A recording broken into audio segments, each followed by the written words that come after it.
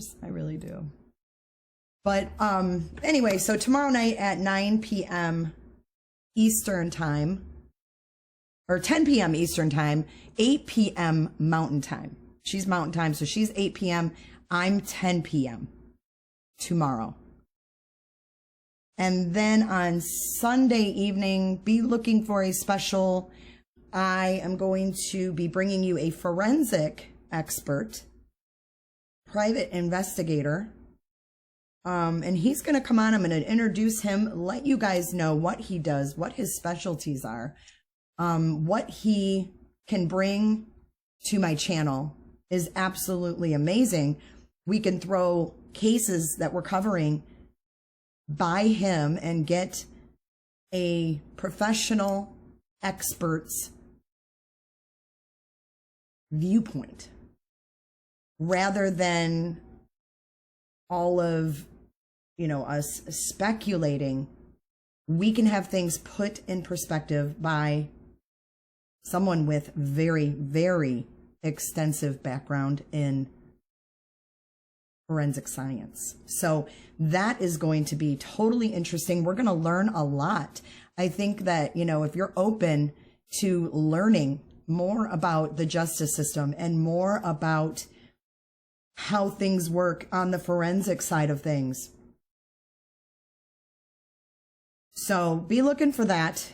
I'm going to go ahead and end the stream now, but I will see you guys hopefully tomorrow evening with Lauren, and we will go from there. So if anything else happens today, obviously I will keep you guys updated. I hope you like my background. I want to talk about that a little bit. I have some of this is my favorite case. My favorite case is the Oklahoma City bombing. I investigated that pretty extensively. I made a lot of connections. I met people in person back in 2001 before Timothy McVeigh was executed. So I have so many books. I have VHS videos because obviously we didn't have DVDs back then. I have so many VHS tapes and books, but this is part of my collection. The final report is a very, very, very interesting book on that case. It is written by Charles Key, who was state representative at the time of the bombing, and he questioned the government's official story. He got a crew of victims' families, agents, law enforcement, all these people together to investigate the Oklahoma City bombing. And their findings are in this book. It's got a lot of information in there. So if you're interested in the Oklahoma City bombing, you found your girl. That's just one case that absolutely intrigues me. And I don't look at things the same way since I did the deep dive into that case. It's a crazy case too. And I have, which someone noted, I need to change my sub count, which I am at 32,000. Thank you so much, you guys. Thank you for your support. I love it. I love you guys. I love doing what I'm doing. And I love that you guys make it possible for me to do this. And, I'm coming up on the 2-year anniversary of my channel in just a couple of months. And it makes me kind of reflect on how I got started here and where I am now. And I still have so much room for improvement. Don't get me wrong. I'm learning as I go. But I love my audience. I love your guys' discussions. I love how you jump in and investigate and dig while we're live. It makes this podcast an interactive podcast for you, which I would love. Like if I was watching someone, I would want to be heard. I would want to be noticed. I would want to be acknowledged being a listener. And I that's why I love doing live streams versus recorded videos, because I love interacting with you guys. I mean, really, that's the highlight of what I do, is I love interacting with all of you, meeting all of you, and I look forward to getting to know all of you better on more of a personal level I don't know, just I'm having different visions of how I want to move forward, you know, being that I'm coming up on a 2-year mark, which is, it's a big deal. It's a big deal for me. And, you know, everything I've done organically, and I've worked hard. And like I said, I still have a lot of room for improvement. Like, someone needs to take away a mute button from me, because I don't want to, you know, have unnecessary sounds when I'm live. But then with everything going on, I sometimes forget that I'm muted. So I definitely have room for improvement, but I couldn't do what I do without you. I wouldn't be where I am without you. And I wouldn't have made it to Dateline without you guys. And this is a picture of me and my girls with Andrea Canning, which is just, I mean, that's something that I could have never imagined would happen. She's an amazing journalist, and it was just an honor to meet her. It was an honor to go on Dateline. It was an honor to go to New York City.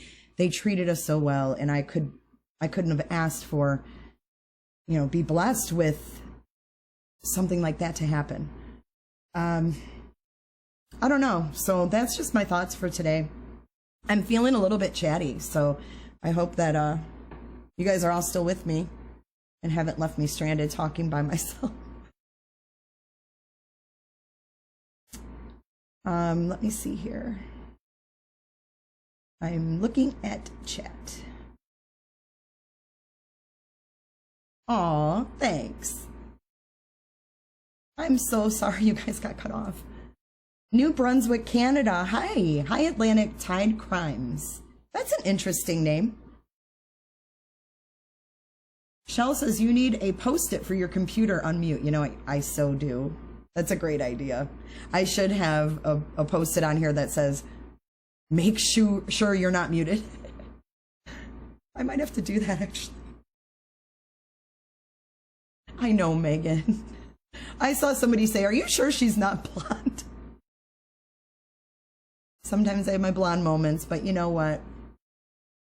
I am who I am, and that's why I love you guys, because you accept me for who I am. You accept me for my flaws. You accept me for my mistakes, you know? Thank you, Atlantic Tide Crimes. I appreciate that. Martha Brown from Largo, Florida. You're in my neck of the woods, Martha. Shell, I'm so glad I found your channel, Jay. I love you and so proud of where you are today. Thank you, Shell. Megan Ambrose says it's your style and we all need some 2 Live crew. If you guys don't know what that means, one time, here's a funny story. This is a Jay blooper. Hi, Bellamia. I was getting ready to go live, and actually I was live, and I was going to play a song, and accidentally, the 2 Live crew, you guys are all familiar with the 2 Live crew. You know, they're raunchy. And it just starts blaring through my speakers. So yeah, I have some bloopers under my belt. Yes, I do. Some Lionel Richie. Yeah. Megan, I love you. Okay, so if you want to catch up on the original stream, you are going to have to go to the previous live because my power went out. And it cut off my stream, so I had to start a new one. So I will somehow fix this when I get off live, but I will somehow figure it out. Florida Girly Girl. I'm in Polk County. What was the other post that mentioned Florida and suspects on the loose? That was a mistake on my part. My power got cut off, and when my stream started again, it went to an old title. So I apologize for that. It is now changed, though. Four Sons' mom, back to 2 Live Crew. She said, weren't they even banned from concerts in Florida back in the late 80s, I think? They absolutely were. They absolutely were. And that is an interesting story. I've told my kids. My kids and I are huge music buffs. Like, we love music. We love all genres of music. My kids are 25, getting old, 25, 20, almost 22 in a couple weeks, and 19, almost 20. So they love music. They're musically inclined. Two of my children play guitar. My daughter plays the guitar, the flute, any instrument. The girl can pick it up and she can play it. She taught herself how to read music. It's really something. I don't have that talent, unfortunately. I wish that I did, but it's amazing to watch them. But anyhow, we love all types of music, and I think it's funny because especially my middle son, he's really interested in how things were before. He's a very inquisitive, intuitive young man. So I told him this story because he was, he listens to all kinds of music too, from Motown to, whatever the underground rap that he listens to. And as you guys know, if you may not know, my middle son is a videographer and photographer, freelance, taught himself. I mean, he just has the knack for it. He also produces his own music, writes his own lyrics, makes his own beats. He's extremely talented. So I told him about the Two Live Crew. He knew who they were. And I said, isn't it crazy to think about what happened to them in the 80s? And I explained the story. Like, it was in Miami where they were carding people. This is what happened. They were carding people coming in the club to make sure they were 18 and older, because of their content and their music. And even though they were carding and only allowing 18 and up in the club in Hollywood, Florida, it was actually Hollywood, Florida, they let the people in.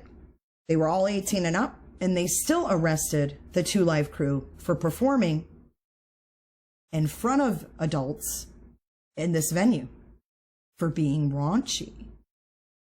So, I mean, back then that was pretty controversial. So he was like, wow, I can't imagine, an artist getting arrested. And, then you go back and we talk about The Doors and Jim Morrison. Jim Morrison was arrested on stage. And even, going back further, that was probably the late 60s when he couldn't even say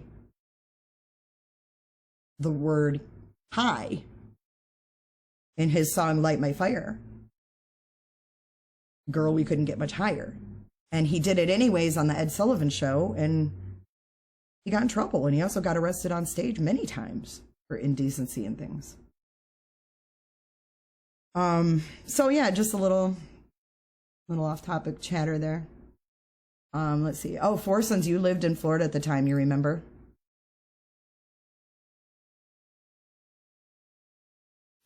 BBT Boston, you have some talented kids. I remember your daughter's brilliant website. Very good parenting. Well done. Thank you, BBT. Butterfly says, Jay, I'm starting to think you are my long-lost sister. I love all types of music and true crime. So do I. I have to admit, though, there's one genre of music that's not my favorite. And I know a lot of people like it, but country music is not my favorite. But we love all kinds of music, from jazz, R&B, Motown. Motown's one of my favorite. Megan says, they were one reason Tipper Gore went apeshit over parental advisory when parental advisory went on cassettes and CDs. I don't want to talk about politics, so I'll stop. I know. Oh, Atlantic Tide Crime says, I know, funny. Look at life now. I know. It's insane. It's really, and I love that, my kids are interested in history and how things have evolved. And I love that. Okay. I like older country too, Sluice. I have to agree with you there. I do too. I don't care for the new country at all. Motown is my favorite all time, Deborah says. Love Motown. So anything else that you guys want to chat about before I sign off here? Just to recap, in the other stream, which got cut off due to lawn guys hitting something outside, clicked off, clicked on. So there's a previous stream that talks about the Watts case 2-year mark and the MORPHEW update. I was showing my grandson breakdancing on YouTube this morning. He is 4 and dances like he is breakdance. It's so cute. Oh, sleuths. Yes. So tomorrow morning, Gannon Stock's memorial service will be streamed from the church on Facebook. And I will be streaming that here on my channel for you guys. If you guys want to come here and pay tribute to Gannon Stock, his memorial will be streaming. We will have live chat open, so you guys can all come in and talk about that case if you would like to. So I guess we have 2 events tomorrow. We have the Gannon Stock memorial service, and we have Lauren, Shanann's friend, coming on at night.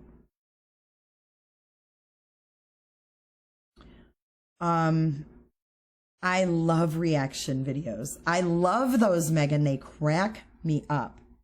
Now, let me tell you, if you want to see a good reaction video, look up on YouTube, Google, it's called Goat and Your Mom. I know it sounds cray-cray, and it is cray-cray. Trust me, this is the craziest video I've ever seen. But it's called Goat and Your Mom. And there's a kid, and I can't remember what his name is on YouTube, but it's a boy and his father. And he has the father listen to this song. And it is hysterical. It is hysterical. I'm going to see if I can find it for you, because I think you guys will get a kick out of it. This man watching this video is just hysterical. But yeah, it's called Goat and Your Mom.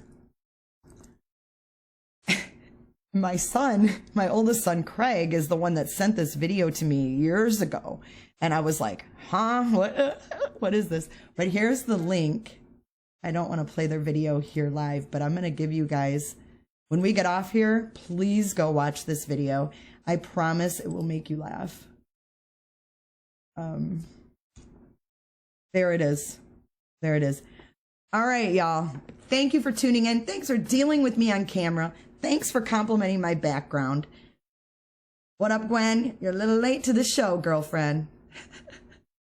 But anyways, it's been great talking to you guys this morning. I look forward to tomorrow, and I will see you then. Have a great rest of your afternoon. It's a beautiful day down here in Florida. It's hot, but the sun's out, and I'm going to go enjoy it. So have a great day, you guys, and I'll see you tomorrow.